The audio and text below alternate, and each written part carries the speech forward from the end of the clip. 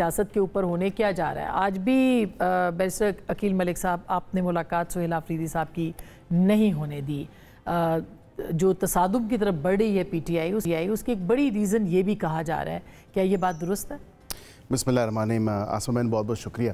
دیکھیں میں آپ کے ناظرین کے لیے اور اپنے بھائی جو ہیں عمیر نیازی صاحب ان کے لیے، کیونکہ ہم دونوں آئین اور قانون کے طالب علم ہیں، تو آئین کی کتاب بھی میں آج لے کے آیا ہوں اور میں نے اس کا مطالعہ دوبارہ سے کیا. میں نے کہا شاید میرے سے کوئی ایسا آرٹیکل مس ہو گیا ہو آئین کے اندر، آئین پاکستان کے اندر، جو یہ ڈیمانڈ کرتا ہو کہ وزیر اعلیٰ کی کابینہ بنانے سے پہلے اپنی پارٹی کے جو سابقہ چیئرمین ہیں یا بانی ہیں ان سے ملاقات ہونا ضروری ہے. تو آرٹیکل 129 اور 130 جو مین ہے ریگولیٹ کرتا ہے پروونشل کیبنٹ کو یا کابینہ ہے پروونس کی، اس میں تو کوئی ایسی بات نہیں. 2022 میں بھی یہی بک تھی نا؟ جی بالکل، بالکل یہی کتاب تھی، لیکن ہدایات پہ اپنی کابینہ بنا دے. لیکن میں یہ سمجھتا ہوں کہ ان کی پارٹی کے چیئرمین موجود ہیں. ان کی پارٹی کے چیئرمین بیرسٹر گوہر صاحب ہیں. آپ کی پارٹی کے صدر بھی موجود تھے شہباز شریف صاحب. جی بالکل. میں سمجھتا ہوں کہ میں اس تمام تر معاملے کے اوپر دیکھیں ایک بڑی میں پرنسپل پوزیشن لیتا ہوں کہ صوبے کا وزیر اعلیٰ، اس پہ بڑی ذمہ داری عائد ہوتی ہے. اس میں حرج کیا تھا ملاقات میں؟ اگر میں سمجھتا ہوں کہ ملاقات تو پھر انہوں نے کور کمانڈر سے بھی کی اور اس کے لیے تو اجازت نہیں لی، وہ بھی ملاقات ہوئی نا.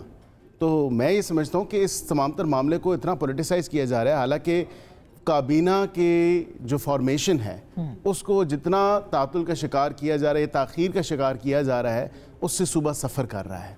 اسپیشلی ایٹ اے پوائنٹ جب آپ کی افغانستان کے ساتھ جو ایک میڈیشن ہو رہی ہے اس تمام تر معاملے کے اوپر، یا جو سیکیورٹی سچویشن ایک بنی ہوئی ہے اس تمام تر معاملے کے اوپر، میں سمجھتا ہوں کہ ہم سارے جو ہیں آئین کے تابع ہیں، آئین کے پابند ہیں.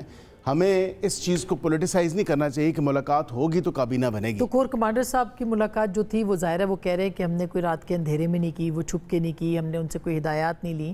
تو ظاہر ایک ورکنگ ریلیشن شپ تو بننا ہے. ورکنگ ریلیشن شپ تو ہوتا ہے، یہ سے تو کوئی ڈینائی نہیں کیا جا سکتا. کیا کچھ برف پگھلی ہے کہ نہیں؟ سیکیورٹی سچویشن کے حوالے سے معاملات ہوتے ہیں، وہ ڈسکشن ہوتی ہے. ظاہری بات ہے کہ اب وہ صوبے کے اتنا جو ایک بارڈر ہے، پورس بارڈر جس کو کہہ سکتے ہیں آپ، کہ وہ افغانستان کے ساتھ ان کا بارڈر لگتا ہے.